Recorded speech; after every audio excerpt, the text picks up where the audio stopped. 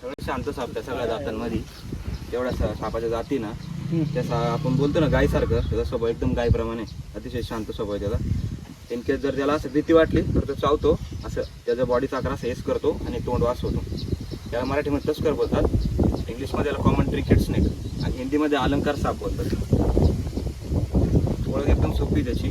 आणि हा जास्त करून रात्रीचं निघतो, रात्रीचं शिकार वगैरे करून तिथं बसला असेल त्यामुळे तुमच्या नजरेत आलेलं आहे. हा दिवसा जास्त भ्रमण करत नाही, हा रात्रीचा साप आहे.